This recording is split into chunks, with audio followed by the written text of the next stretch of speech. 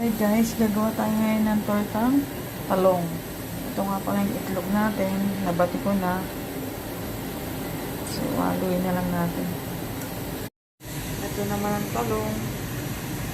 Sa shell, natosta na sa flat surface na kalan. So, okay na yan. Babalatan na lang.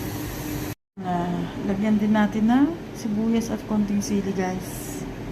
So guys, nabalatan ko na. Nalo-halo ko na yan. Prituhin na lang natin. Nagpiprito tayo ng ilang pirasong Shanghai ka-partner. Ayan, bilis lang guys. Ilang seconds lang brown na. Init na rin kasi yung mantika. Guys, ang unang salang natin. Bala ko sana yung maliliit. Lumaki. Napadami. Guys, napilit ko na. Hi guys, ito na ang final product. Kakain na. Nag-shake din kami ng watermelon. Ito na ang kanin at sausawan. Toyo na may suka.